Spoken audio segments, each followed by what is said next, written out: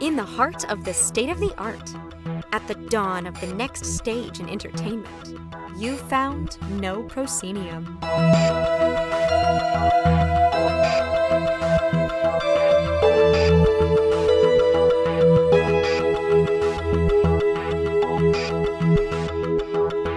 You have indeed found No Proscenium, the voice of everything immersive. I'm Noah Nelson, and welcome to episode 377. This week on the show, a double header with a double dose of horror. First, our good friend Bryan Bishop stops by wearing a brand new hat. He's the Immersive Curator for this year's Overlook Film Festival, the horror-focused genre festival, which is coming up in March in New Orleans, and he's here to tell us all about what's on tap for the fest. Then, Winston Fisher, co-founder and CEO of Area 15, dials in to give us the lowdown on the recently announced next phase of the Area 15 district in Las Vegas, which will include the first year-round Halloween Horror Nights attraction from Universal. Before we get to that, I'd like to draw your attention to the front page of NoPro this week, where you can find quite a few nifty articles, including a review of Swamp Motel's new St. Jude in London, the latest Immersive 5 interview, our 25th in fact, this time out with a creative team at Patchwork Adventures who have the upcoming Order of the Golden Scribe initiation tea at the Cell Theater in Manhattan, and the latest, and certainly not the least, NoPro's 10 most anticipated new works of 2023 so far, featuring experiences in San Francisco, SoCal, Denver, Texas, New England, London, and in virtual reality. All of this is made possible through the support of listeners and readers like you who head to patreon.com/noproscenium and pledge as little as $2 a month. The latest to do so are Tim McMath, Beth Davis, Nicholas Fortuno, Erica McKay, Kay, DV Mission 28-Hour Film Challenge, and we got a bump in support from Deadpan 1113. When you pledge, you're not only helping us make this work, but you are also keeping it free from paywalls. More on that on the other side of the show. Right now, we are $321 a month from our next major milestone, and we need to get there this month to hold off the big changes.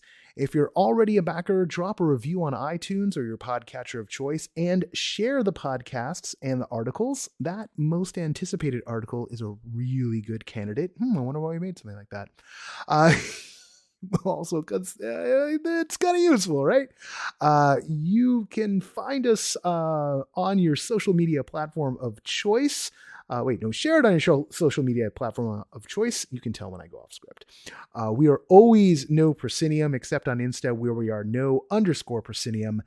As always, big thanks to our sustaining backers, and I'm going to take a breath here because we've got a lot.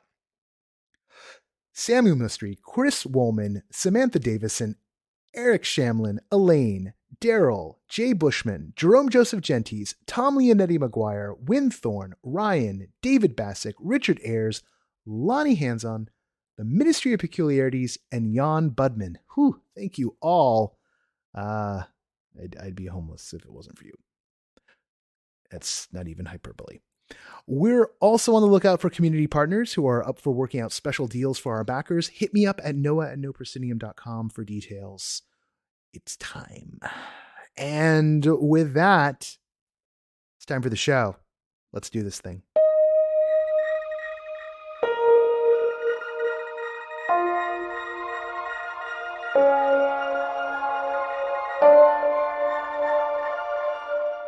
Every year, our friends at the Overlook Film Festival do something that not a lot of other film festivals do. They put immersive into the mix. The Overlook Film Festival, of course, is the genre film festival that happens in Nolens, Louisiana. We've got a bunch of friends who help run it. And right now on the show, one of our dear friends, Bryan Bishop, who has taken on the mantle of Immersive Curator. And this guy knows his way around immersive. He's on the show to tell us what's going on. Hey, Bryan. Hey, dude. How's it going? Oh, that's a loaded question. Tell everyone that these days. Let's not do that. You got to pay extra to find out about that. Special ultra secret I secret hacker haven't. edition. Some people have OnlyFans. I have an OnlyPains. So no. I heard that pays well though. Yeah. Maybe, I don't know. Okay. Alternate We can talk universes offline. here. It's fine. Yeah. Exactly. I laugh because otherwise I'd cry. Everyone's like, "Oh no, so jolly." It's like, oh, yeah. I know we some jolly people in the world, so we all know what's going on with them. Anyway, that stays in this show. Bryan, you've been to the Overlook a few times over the years, in various capacities. But you've now taken on the mantle of immersive curator. Before we dive too deep into what's been announced, because you guys just got announced in Fangoria this week, and what's going on, and how it's in the festival, and yada yada. Just remind everybody, and hopefully I have this note nearby. What dates are we talking about here? When is this happening? We are talking about March 30th through Sunday, April 2nd in New Orleans. Just around the corner, like coming up real quick here. Just this week, like I mentioned, the immersive slate was announced in Fangoria. I wondered if you could take us through what you have put together here for the goers of Overlook, and maybe start off by telling us how it's going to work for people. Is there immersive pass this year? Is it signed up for everybody?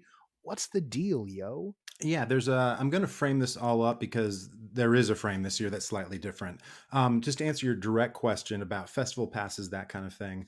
In the past, immersive shows have usually been included with the price of a festival, festival pass. And so, in this case, we were thinking about it. How do we, make sure we're making these shows feel as special and unique as possible? We'll get to that later in a second with the programming. And how do we basically make them feel like a highlight? And also, in sheer exposure, one of the things that, we've been talking a lot about, and I know you care about, is how do we expose more people to this work? So if there are people in New Orleans who don't have a festival pass, or maybe can't afford a festival pass, but like they go, oh, I really want to try out this one show, they can also have that opportunity. So we made the decision to basically have all of the shows be separately ticketed this year, which will go through a range of prices starting from like 20 to about $65.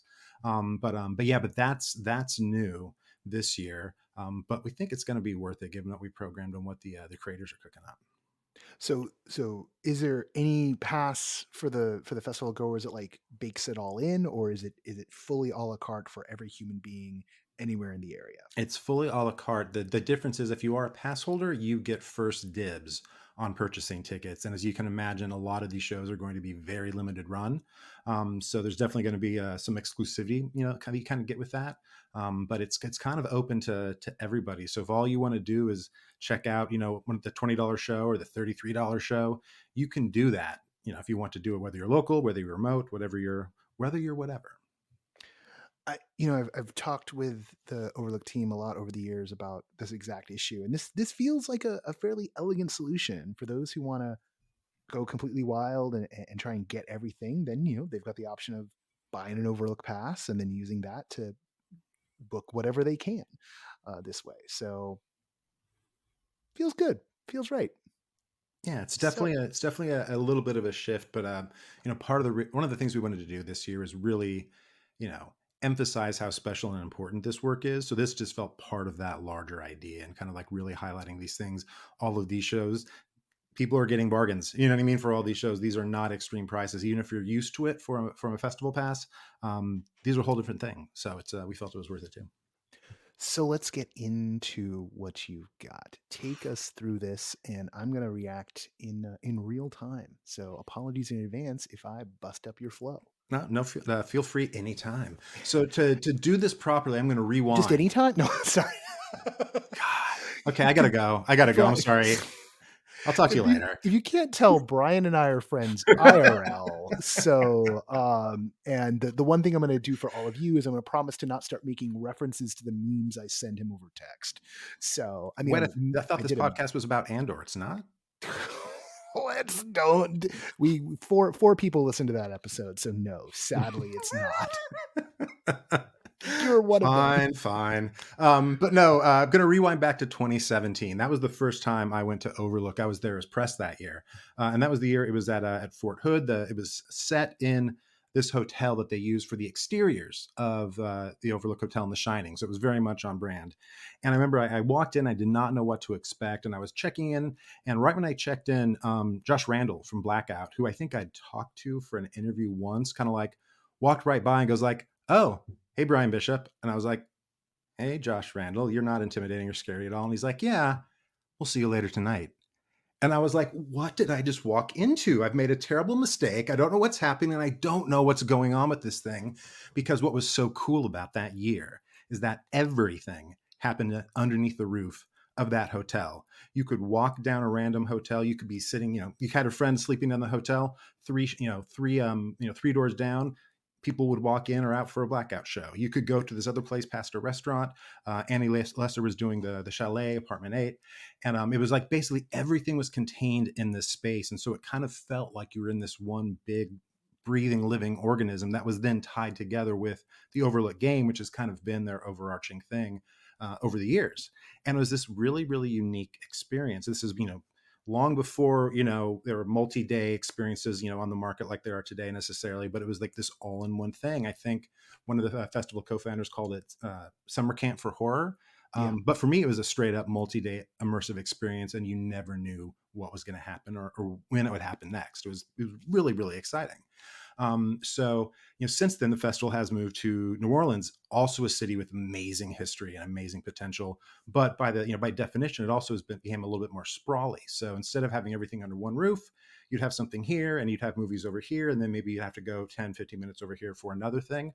So that sense of it being all together was just something that it didn't have when it went to New Orleans. It wasn't, bad. The programming was great. The immersive creators in the games were great. It was just a thing that didn't have that one thing that stuck in the back of my head. And so when I talked to Landon, our mutual friend, Landon Zach, I'm festival co-founder, and he brought up this idea to me. And I'm like, okay, what can we do? Before I did it, I wanted to make sure I could highlight creators that are amazing and talented and deserve to be highlighted and get, make sure as many people that haven't seen this work as possible can see them. But also it was like, I wanted to get it back to that idea of it all being this one, multi-day immersive experience, and how could we do that? And so that's what we ended up going with. And so basically the way it works right now is we have a selection, the ones you saw that were announced. We have 4 different immersive shows, and then there's the game. But what's different this year is that there's an in-world conceit as part of the game. And each of the shows exists within the fictional world of the game. And you kind of, we'll get to like, the people making the game, but you join their investigation. And as part of that, you go to all these different immersive shows, or not, you can play it standalone. But the people that do go to those shows will have a deeper experience. They will find things that others have not. And at the end, assuming we all do our jobs correctly, and I'm pretty excited about it, it'll be just a little bit deeper than it would be just seeing an immersive show on its own. And hopefully it will feel like this one cohesive experience. So does that mean you're coordinating the creative teams into building, a world? Like, is this like the Overlook horror universe, the OHU, which we shall now refer to it from here on out? And it's like different tent poles in the OHU, but it all comes together for the most ambitious Overlook crossover experience ever. It wasn't before, but now it is. Okay. But just want to know, I'm now the marketing director for, sorry, everyone on the Overlook team. I just took over. So. What was really great about this show is that I wanted to do a couple things. We program shows because we like them. We think they're exceptional, right? There's, we don't want to program anything that we don't think isn't awesome, straight up. So I didn't want to step on any of these shows, to kind of like diminish what's so great about them in the first place. But every single creator was like super interested in kind of integration with the game and how that would work. So we have a framing device. And without getting too deep into it, there is an element of onboarding and offboarding that is part of the game that wraps around each of the shows. And you can basically just go to the show and that can be it. It's fine. You can kind of, go to the show and take something, forward into your investigation. It could pay off later, depending on things you do or do not do. But there was definitely an element, and it's kind of one of the fun things about it, is talking to all these like amazing creators and like, here's this crazy weird idea we have. Are you down? And everybody has been down, which has been really, really fun. So there's going to be some cool, nothing's going to step on the shows themselves. and I don't want to give away too much Right. stuff, so I'm going to be a little cagey. I apologize, but it should be pretty fun. Well, without giving away too much, you mentioned onboarding and offboarding. So, are you talking about like in the context of like I go to a show and basically the ticket queue or the greeter or whatever is in world for the game, which someone who's playing the game would recognize, but someone who's not would just be like, oh, this is just the aesthetic for the lobby. Is that Correct. what you're talking about? Yeah, kind of. It's not. I mean, we're having everything. Yes, is the short answer. The conceit this year, along with wrapping in the immersive shows, is we also wanted the game to kind of touch as many different parts of the festival as we could. So the investigation that is at the heart of the game this year is something that stretches across multiple festival things, different shows, movie Oh, screenings, podcast recordings, all kinds of stuff. So definitely the intention here is to actually make it part of the fabric of the festival itself. And to your point, you may go and you may just talk to some interesting characters who will like kind of set you up for your thing and never go back there. Or if you're playing or if your friend's playing, they'll be like, oh, no, this is a thing. You got to go back and talk about XYZ. And that's another layer of play that people will hopefully be interested in unlocking. oh, very interesting to see how it all plays out. Okay, we're gonna get into who's running the game in a bit, although people who are longtime listeners of the show, they already know. I heard that But just, episode. just for the conceit, but take us through. You got 4 experiences. Mhm. Take us through them.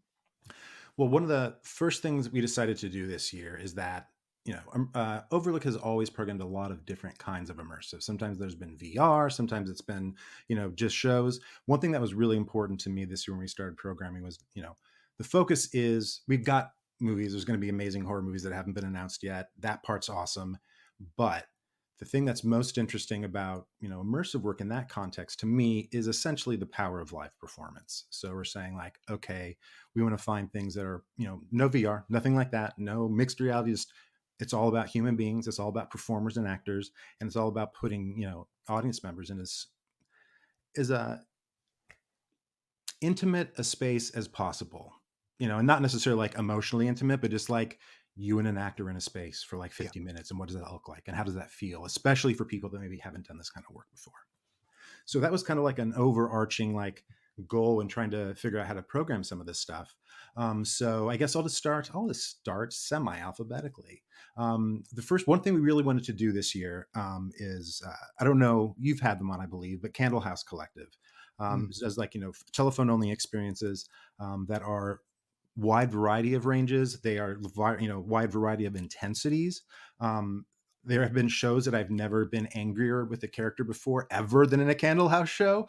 But what was really great is they have a show called Claws that for me really felt like one of the best introductions to immersive work you can come up with, right? It's like, it's a phone show. It's about 50-ish minutes. It's you, one guest, and one actor the entire time, and you were just dialed in on that phone call, and like you never leave, and it's just a very, very intense show that goes in a lot of different places, and it's very, very flexible, which is something I really appreciated. The way that that show can go at various points, it's really what you bring to the table as a guest. And so, something that had kind of like a classic conceit, which that show does, in terms of, like there's, monster in a closet vibes. I'll just say like that without getting too much more specific, which is a theme that kind of continues through a little bit.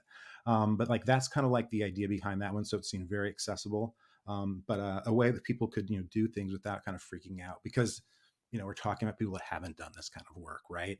Right. Some people won't want to be in a room with an actor for an hour. That might seem a little intense, but if you're on a phone, maybe that's a bit of an easier ask, and someone will be more inclined to try it. So that's like one of the first things we got locked in there. And then the other one was E3W Productions, who've done the In Another Room shows and things like that, who are honestly, again, in terms of accessible and emotionally resonant immersive, are some of my favorite creators out there. So they're going to be doing a scene from In Another Room Chapter 2 this year. And they're being, they were at Overlook, I want to say it was 2018, and did a scene from In Another Room Chapter 1 that was fantastic. One of my favorite things at that festival. So really excited about them being on and being part of this whole thing.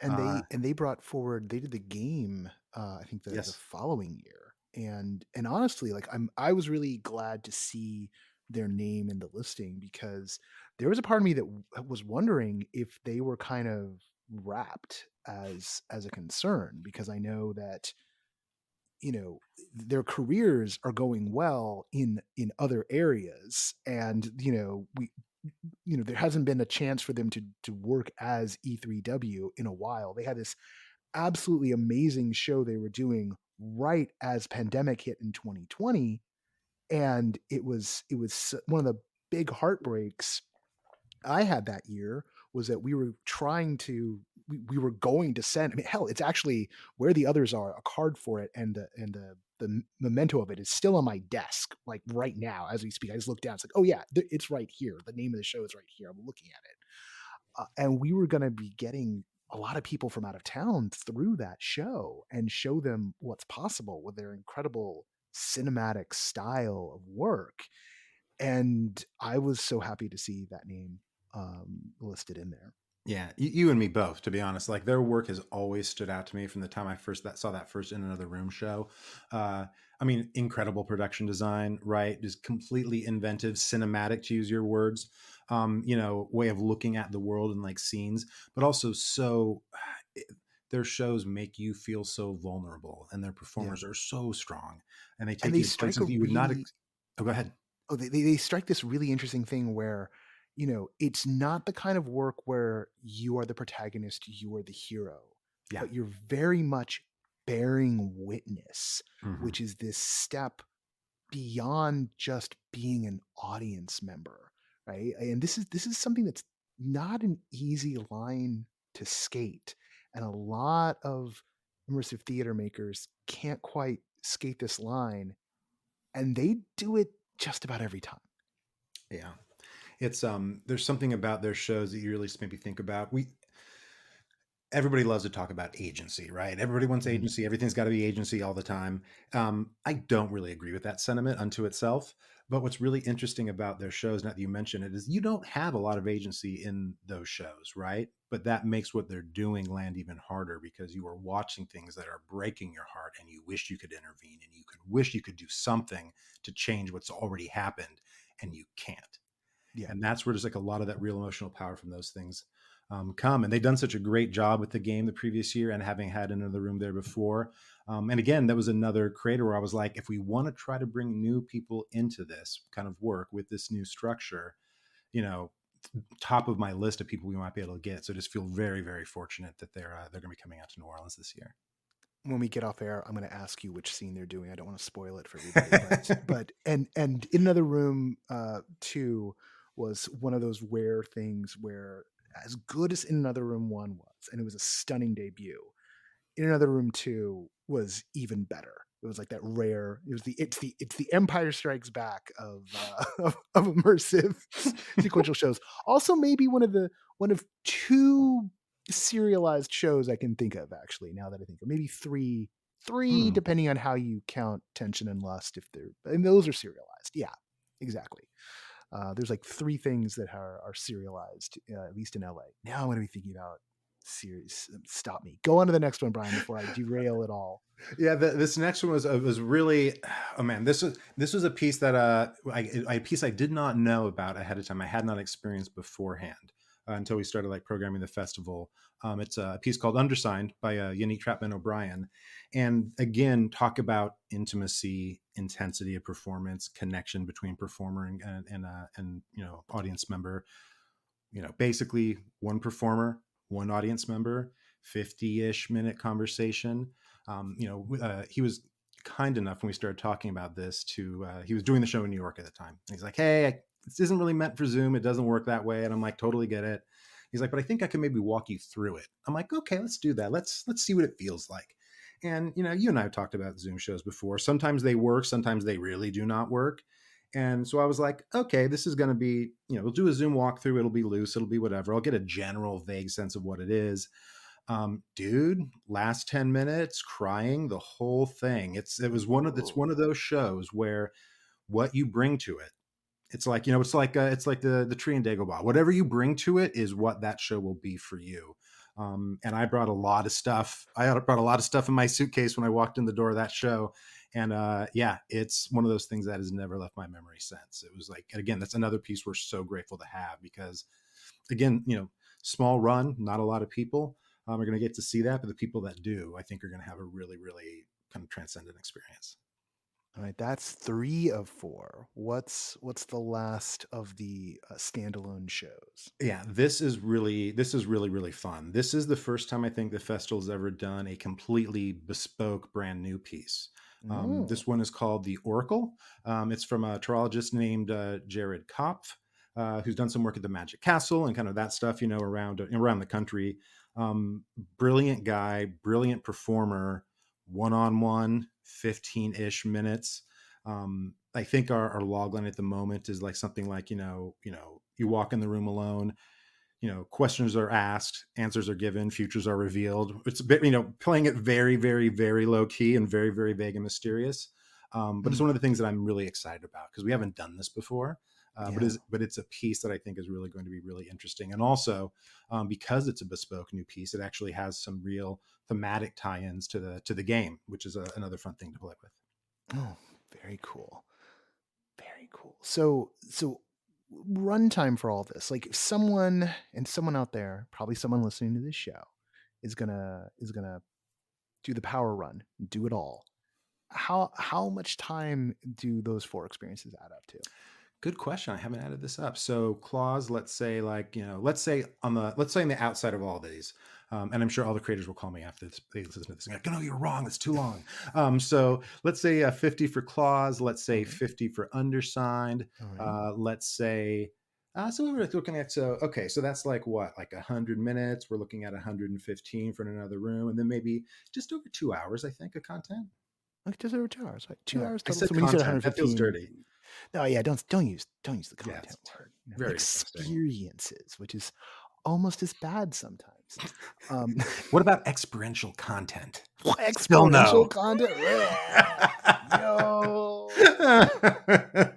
Expectorated content? No. Yeah. I'm sorry to everybody listening. We do this all day long. It's the problem. We could do this all day long, but you're always busy. Oh, yeah, it's good. Good times. Good times. Okay. So just about 2 hours total. You said an hour 15 once you add in another. So it sounds like a 15-minute episode or like a 20-minute episode for in another room. Yeah. But the twist here is like, this is the thing too, that we hope people will keep in mind. You're not just paying for the show. The show is the show, right? The show starts when that piece begins, it ends when that piece ends. But for the player, for the participant, Right. There is pre-show, right? During your onboarding, there is potential post-show. There is potentially other things that you could get access to if you do all these things and talk to all the right people. Like, who knows, right? Okay. So I'm understanding. So it's not just the show. It's hopefully like a little bit more than the show, and maybe a whole lot more. It's additive. So like you probably don't want to just do just one. You might want to at least do 2. So if you're lucky enough to get 2 of them. So yeah, yes, that's my if this was me, just like going, I would want to do it all. What are you talking about? I would. Well, that's what I'm saying. Yes, that's where I was going. Come on. But what's neat about it though is I do think every piece is unique and intimate in its own way, and kind of does a slightly different thing, and should provide a wide variety of experiences, levels of interaction. It should just be, if people want to explore what immersive can be, again, hopefully people that haven't done a lot, it should be a pretty, should have a lot of rich choices here to look at. And it's all sitting in a stew brought to us by the Ministry of Peculiarities. All right. For those who listened to the episode where we talked to the ministry, apologies for the effusiveness that will come next. But Bryan, talk to us about the ministry and why they got the job. Everybody I knew, and I have a feeling this was happening to you too, kept talking about this escape room called Hope End. I'm like, Hope End? What's Hope End? I don't know Hope End. I haven't seen that. Is it nearby? They're like, it's in Azusa. I'm like, Azusa seems far. I'm like, I don't want to go to Azusa necessarily. But it's supposed to be really good. And like literally everybody I trust and know well, and like whose opinion and taste level I look to is like, no, you got to see the thing. I'm like, okay, cool. And part of the big pitch was that, it's really, really strong with a live performers, part of the show. There's 2. But I'm like, okay, cool. So a bunch of colleagues and I just, played hooky from work one day and went down to check out the show. And I was honestly, did you describe the show on the podcast already? I know you guys reviewed it for the site. Yeah, but like, I mean, don't assume that someone's listened to any given episode. Okay. So the premise, you walk in the door, we knocked on the door for our group, and this crazy, like, out of time character named Higgins came in and like was like, oh, hey, it asked like one of my friends to like pick a song from a book. And we're like, is this the show? What's going on? The energy here is so weird and unique in the best way. We're like, we don't know what's happening. So we eventually make it into this lobby, and it's essentially like, it was like walking into like a weird neo noir, like Brazil or something. It's like this crazy energy, like, it's a little bit wacky, it's a little bit serious, there's a lot of darkness underneath the surface, and I'm like, I don't know anything that's happening, like, what the hell? And what was great about that is it had been a while since I'd had that reaction to something, because like right when you like knock on the door, and this place is literally in an old billiards hall, like you wouldn't even know it was there. It's in the corner of like a little strip mall, and you wouldn't know it's there. And I'm like, wow, like just through like the set design of that lobby, and the performance of that first character I met, I was already there. And I'm like, that felt new again. That's just because I hadn't been caught off guard like that in a while. And it was just like, this is great. And then we went to do the room, and Hope End is, without spoiling it, ghosts, haunted houses. You're kind of getting at the core of what happened behind a dead family member. Features appearances from a lot of favorites. If you guys have seen, The Willows, you'll see familiar faces when you're doing Hope End, even those as assets or as paintings on the wall or that kind of thing. A lot of the really, really well known, I think, to the hardcore community immersive actors were part of Hope End. And for me, as it usually happens, I somehow find myself with an opportunity to be the bad guy at the end. And so my Why colleagues, does this always happen to know. I'm a Bryan? very nice man. I'm very confused. But my colleagues kind of gave me set me up to have that opportunity. And I will not spoil this for anybody that does the room. And if you haven't gone to the room, you should go to the room immediately. I had this moment at the end with there's one performer that goes with you throughout the entire show, more or less. And I had this single moment with this performer. And you and I have talked a lot about 2016 and LA Immersive and that kind of stuff and what it was. Mm-hmm. And that moment, I don't know if you had this moment or not. No, I'm curious. But that moment took me back to an interaction I had in September of 2016 in one of the first shows I did completely. And I was like, wow, I don't know how you got me there. I don't know how you're pulling this off. This seems super scrappy, but it's so well done. Like the puzzles are interesting and inviting.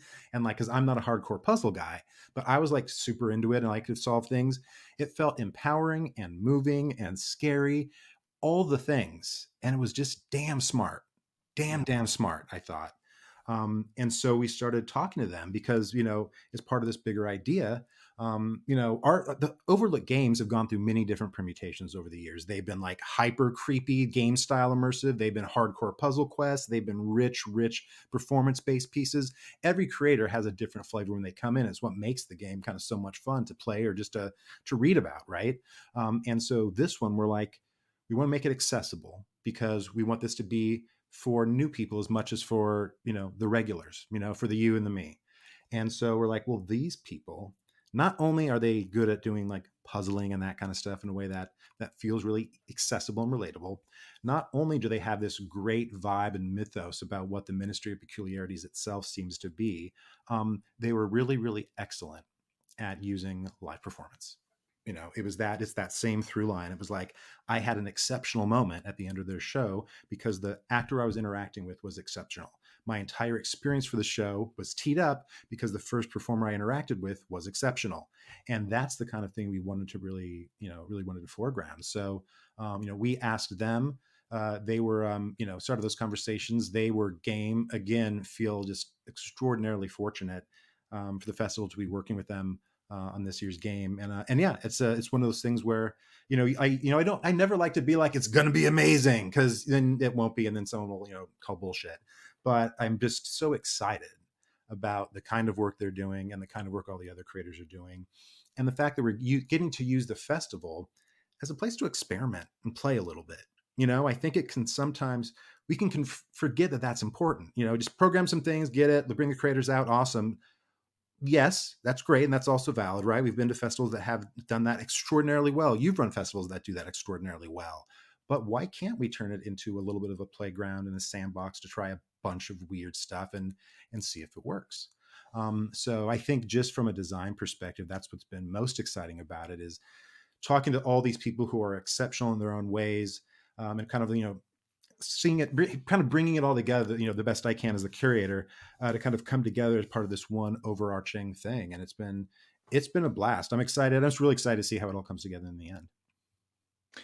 I'm really stoked that that crew is going to get to, you know, be connected with the audiences who don't know them, and Yeah. that particularly that they're going to be weaving this around the other four immersive elements, that they're going to be weaving things into the body of the festival itself. You know, hopefully, I mean, I don't know. I'll hear about the after action. Like, I'm excited about the prospect of the folks who don't think about the immersive side of Overlook getting to get a little taste of it and wondering what this strangeness is, Yeah.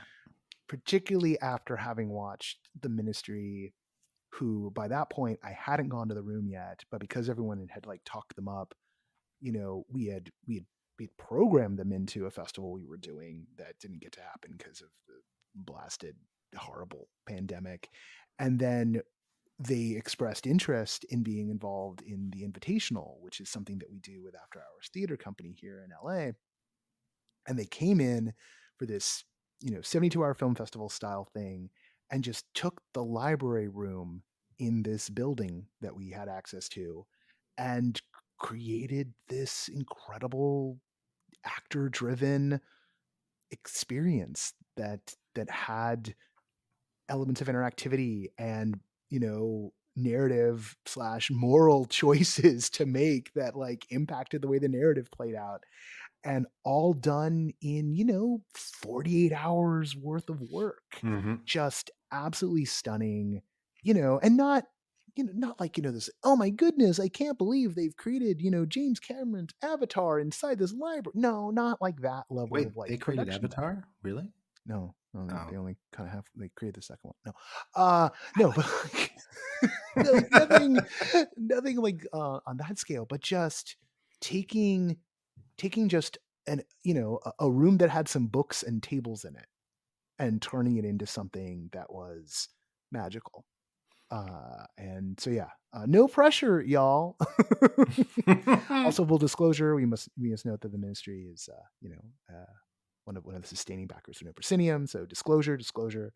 But we were all hyped about them long before they were putting any money into the kitty. So Yeah, no, they're it's just a really, really fun group to get to know and work with as so well. Like they're so creative, so talented, so humble. And it's like, yeah, you guys are just awesome. You know what I mean? It's one of those things where it's like, oh wow, like getting to see like the first escape room. And I wish I'd been at the Invitational because I've heard amazing things about that. But yeah, no, just very excited to introduce more people to the Ministry as well. You know what I mean? That's the kind of the whole thing. And it's kind of the reason for the wraparound idea too. It's like, if everything can be a touch point for every other thing, maybe, just maybe, we can get people to come into this stuff more than they would necessarily think about initially. So yeah, excited for you guys to see it. I'm excited for all of them to see it. Well, Bryan, you know, I don't want to jinx you by saying sounds like you've done a good job, because you know the show's still got to happen, but you're kind of got a deck stacked in your favor here. You got the Ministry on the game, you've got E3W bringing part of in another room. You got Unique doing Undersigned, which my team who've gotten to see it so far rave about. You've got Claws, which folks have raved about, and then you know you've got one wild card, which sounds like you've done. There's some cool bespoke stuff going on in that. Yeah, sounds like the deck is stacked in your favor, my friend. Yeah, well, no, it's good. I think it's you know, when you have as many amazing, incredible artists, which is with as much good work that are down for being as a festival as I think Overlook's been lucky to have this year, it's just exciting. right? It's just, I'm just excited for people to see these shows they've never seen before, right? Because I think there are a lot of these things where you go like, oh, it's in New York, it's in Philadelphia, oh, it only ran for 2 weeks, all these different things. These things are ephemeral, right? It can be hard to collect them. So having an opportunity for a lot of people that maybe weren't in the right place at the right time, whenever over the last few years, to be able to go and get to these things directly, it's going to be cool. By the way, I forgot to mention, tickets I think are going to be going on sale. Obviously ahead of the festival. I don't think we have a hard date yet. But yeah, like I said, pass holders will get first dibs on making those reservations. And like I said, this is not me selling. This is me being like, a heads up, because I would want to get on these tickets myself. I think some of these are, there will not be a lot of shows for some of these just by nature of the number of performers and the length of the show. Yeah. So that'll be a thing. Well, we'll give us a heads up, and we'll put everybody on alert as best we can in the Discord, and go from there. All right, Bryan Bishop, always great to have you on the show. Always wonderful to have a chance to talk to you in general, my friend. Likewise, and hopefully not too long we'll have reason to do it again here on the pod, and hopefully much sooner than that IRL. So does this mean we're not going to do the Andor podcast later? No, I told you only 4 people listen to that when Patrick. But we could do a good one. We better like. Hey, don't Patrick! You're hurting Patrick's feelings right now. No. I'm just saying, like, lessons learned. We'll make it more exciting. Open with like laser bolt sounds. Okay, cool. I don't want to do a bunch of post production work. This isn't a more civilized age. Fine. I'll talk to you later, Noah.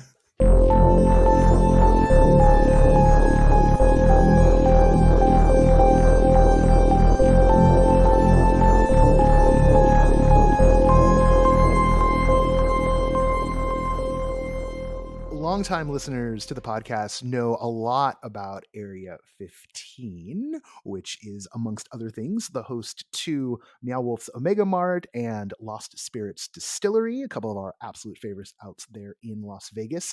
They have just announced a big expansion, and we've got Winston Fisher, co-founder and CEO of Area 15, on the show this week to guide us through this announcement and tell us what's up out there in Las Vegas. Hey, Winston.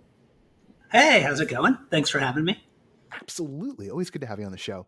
Let's start with the basics. What are visitors going to find at this new expansion of Area 15? Yeah, so we say that the Area 15 district really sits on 20 acres right now, where you've showed up, and this is going to be expanded to another 20 acres. And it will, where Area 15, the box, is an indoor experience, this is really becoming an entertainment district. So it will become indoors and outdoors. You'll be able to walk from the front of Area 15 through it, around it, all the way north. You'll come by that. We'll have that 747 plane. There'll be Burning Man art. There's going to be spectacle. All the storefronts are going to look wild and crazy. You'll get to Universal. So it's going to be, the goal is to build the world's largest and premier immersive entertainment district. You just name-checked Universal, and they've got this Halloween Horror Nights inspired attraction that's going to be there. This is a first for them outside of their parks. How long has this attraction been part of the conversation about the expansion? Because for a lot of us on the outside of this deal, we were just like, what has they're doing what, where, all year round? That's what we like to hear. We want to blow your minds with our announcements. So we've had plans that Area 15 Las Vegas can grow, right? We have the land. There's a lot of demand. And, part of basic, the boring side of everything, but to expand and to build, another 300,000 square feet, it's helpful to have an anchor experience. So we had worked, again, the boring stuff. We had Gensler with us. We, had a whole master plan, and we quietly were marketing it to world premiere concepts. And, we were able to, we met Universal, and it was great. I mean, it took a while, right? Deals like this are not easy, but I got to tell you, they were truly such a pleasure to deal with. But So the vision has been there from the beginning, and then the execution was over, working on this back and forth with them for over a year. So kind of the timeline, Omega Mart had been open and folks kind of were able to Yes. see that, this was working.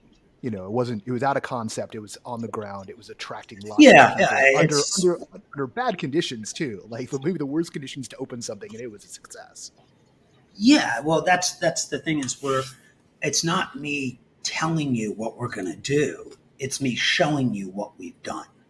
And that's a big difference, right? The success of Area 15 in Las Vegas, frankly, the what we stand for, the way we curate, and people saw that there was an opportunity. Again, we're trying to be something that's additive to the Las Vegas market. And so this is just building something, again, not competitive with the Strip, but it also, obviously Universal chose to go with us because it's a world-class, crazy immersive experience that's going to be in a world-class immersive district, right? It celebrates them. We're not, I always say it's everybody who's in Area 15 will be prominent and well-known, right? Whereas some of the other experiences, you're just in a sea of. And that's a big difference about being in the district. So right now, the heart of Area 15 has a kind of cyberwave neon Burning Man aesthetic, anchored by Meow Wolf's Omega Mart. Universal, they're bringing this horror vibe, and it's going to be the anchor of this next phase.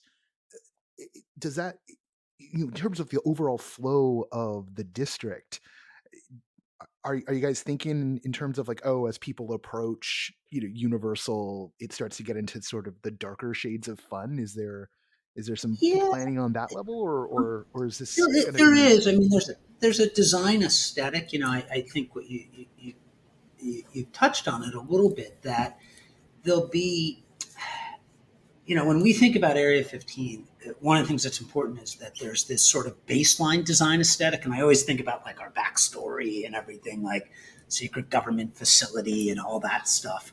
So there's a certain base design aesthetic, I think, that will be very, people will pick up on, right? Like this is a fact, like Universal's, you saw some of the renderings. It almost looks like a brick factory, right?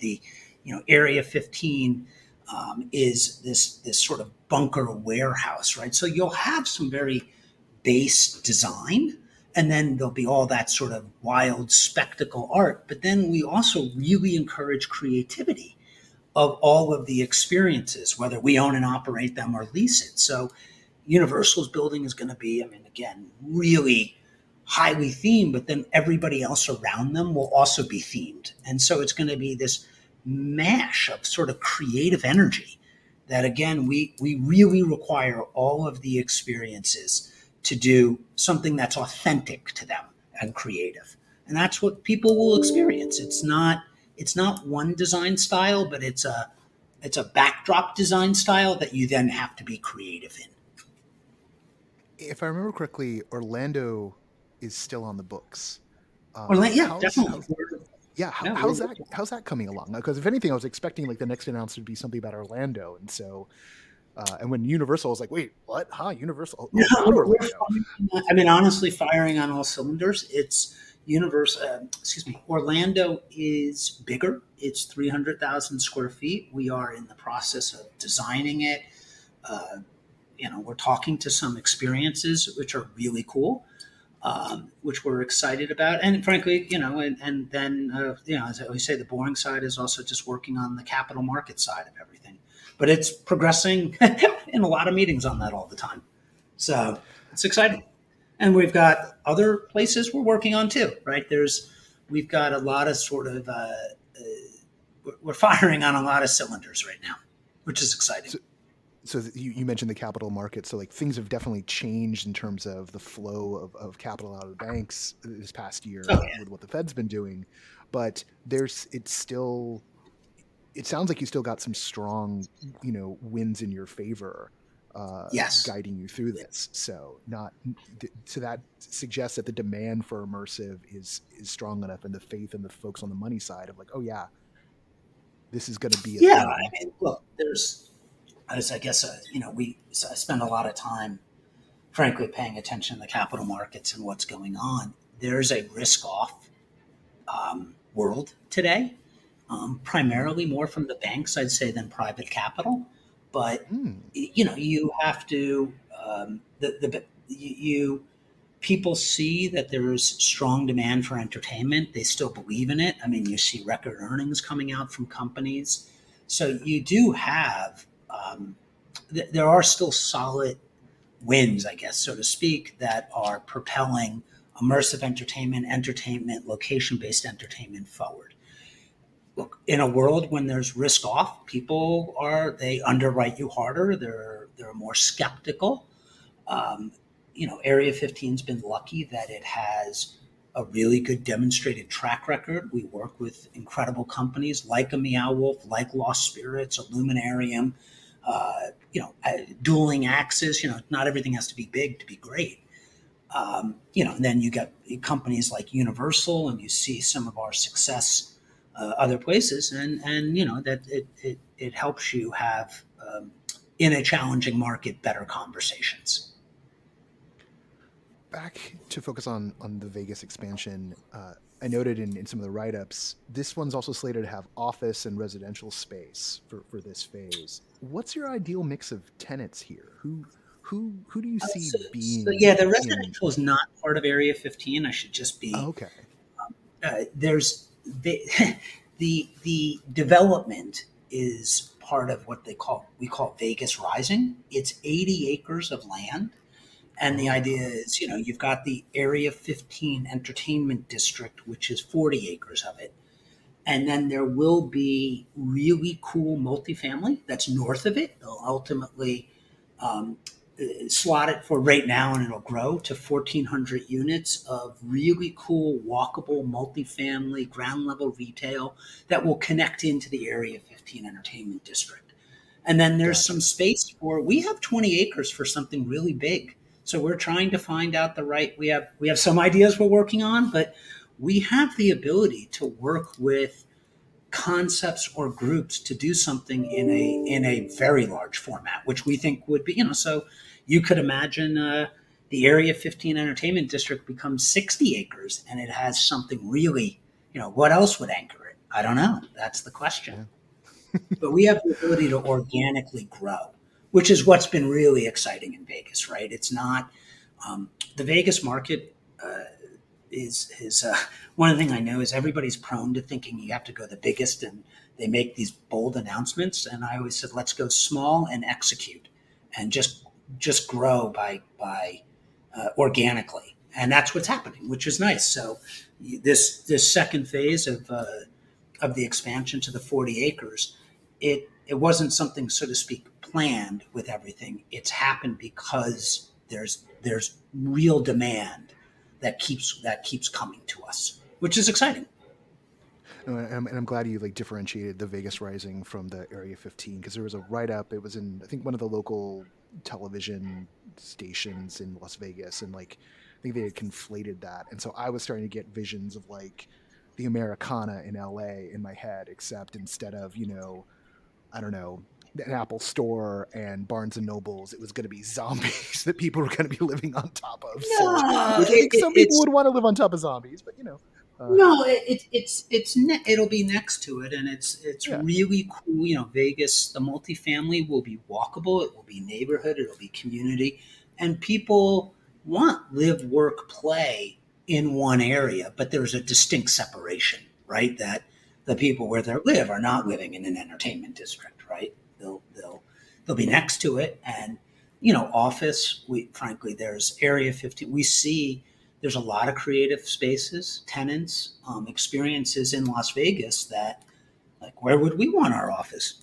In the district, right? So that there are people who want to, frankly, work and they could have businesses that are there and the corporate office or something. So we do see that opportunity. We are a platform, not just a single silo, right? And this platform is for immersive entertainment and experiences, and that can mean it doesn't have to just include what's public facing. It can be behind the scenes, so to speak, too. One more question for you that just came to mind, which is sort of a broad, not quite philosophical, but what's been the thing that surprised you the most post opening of Area 15? What's been the thing that you took you off guard? It's sort of what has surprised me the most. Obviously, I believed in what we were creating because we took the risk, right? Everybody thought I was crazy. Oh, yeah. I think where I get very excited is it's not that we invented a box in Vegas or that we're expanding. It's that we've created a brand, and the brand's power is so exciting that it can be this 800,000 square feet of entertainment district, but it can also be it could be a hotel, it could be a video game, it could, right? It's a brand that I think that's the part that excites me the most of its potential. That it's more than just something that is a box in Vegas, right? And that it's got global. The brand could be global, and that's what's exciting. And the other thing is, like, we opened a pop up in Saudi Arabia, and it's amazing to see. I love it. Women DJs, people dancing, and in what is a very conservative economy relative to a place like Vegas, the consumers are loving it. Our brand transcends. It cuts across different cultures, and at the same time, it stands very clearly for what it is. Right, you don't have to change it, which is really exciting. Winston Fisher, co-founder and CEO of Area 15. Thanks for giving us the download. Thanks for hopping back on a call to be on the show. And looking forward to seeing how the next phase all develops. Looking forward to getting my pants scared off of me in Vegas. I can't wait to have you out there. Future. Oh yeah, yes. I'll be there. Awesome.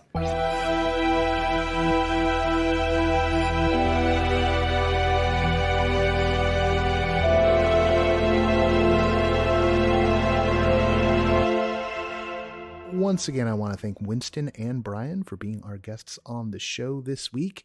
You can find links to what's going on at the Overlook.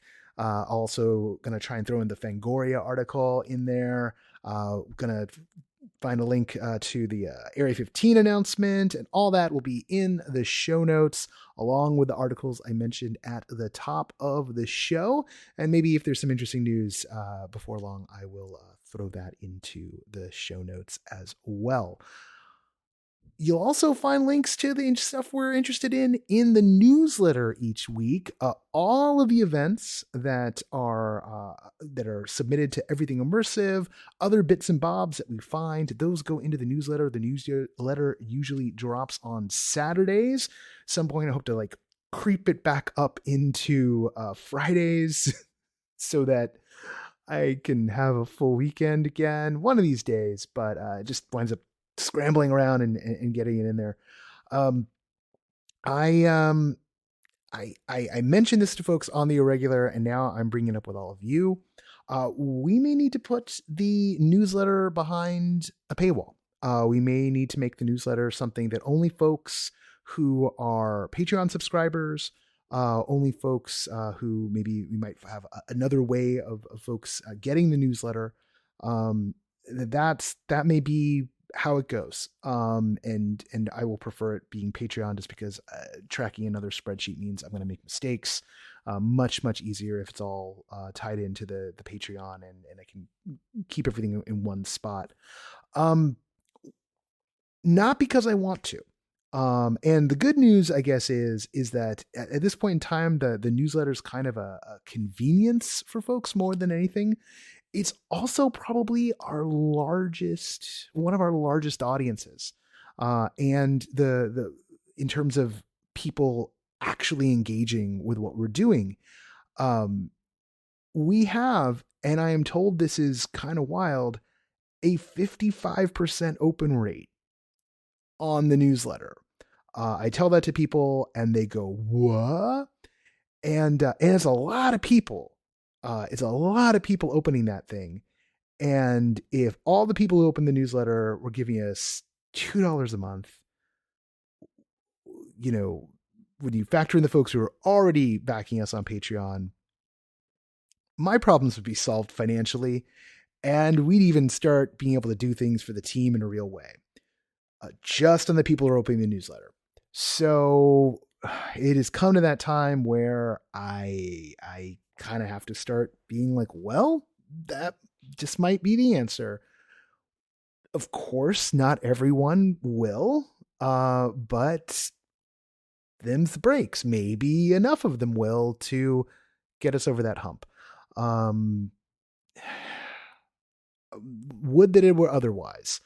The good news is that we will not be moving EI behind a paywall. We won't move our social presence behind a paywall, although good luck getting something through the way the algorithms go these days.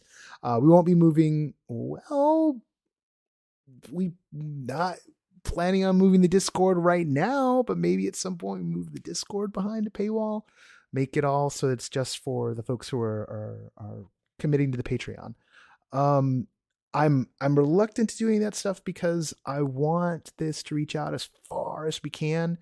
And, but for instance, on the newsletter side of things, MailChimp's been jacking up the prices. Our dear friend Siobhan O'Loughlin has found an alternative to MailChimp. I'm going to look into that myself.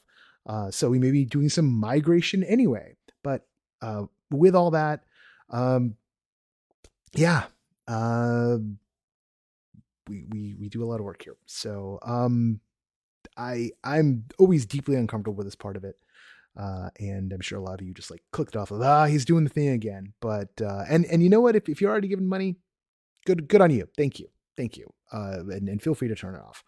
Cause I don't think I'm gonna say anything interesting, beyond this. Maybe I'll, it's my brain. Maybe I will, maybe I won't.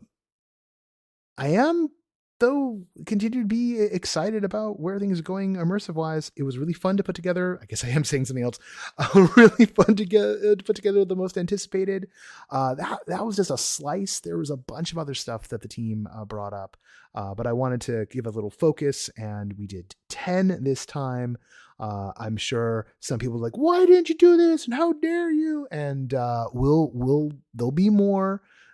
This may turn into like a quarterly thing. There's some other forms of articles of anticipating stuff that we're going to be putting out there, putting spotlights on creators in different ways, letting folks hopefully get excited about stuff, and just trying to focus really hard on the NoPro side of things and in what we're doing on the EI side of bringing interesting shows, interesting events, interesting virtual experiences to you, letting you know about them. That's why we do what we do.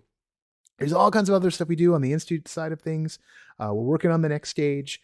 The dates for that, of course, are June 2nd through 4th. It's going to be a real intimate summit gathering of immersive creatives. Just going to have 200 this time. We're kind of the space we've got, which has been we've been hooked up with, means we can't be quite as large as we were going to be when we were at the Pasadena Playhouse, but it's a doozy of a space, and we're going to have a lot more about that hopefully really soon, because the booking process is going good, and I've got some fun things to pull out of the pocket for that event for you. And yeah,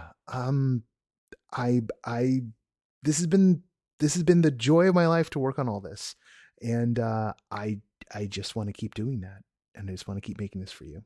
That's all. I just want that $2. So on that note, let's talk about the people who make this show possible. From the work side of things, the associate producer of No Proscenium is Parker Sella. Music for No Proscenium is by Chris Porter of the Speakeasy Society and Solar the Podcast. Special thanks to Siobhan O'Loughlin for voicing our intro. The NoPro podcast is written, edited, hosted, produced, blah, blah, mixed by yours truly. I'm Noah Nelson, and until next time, I'll see you at the show.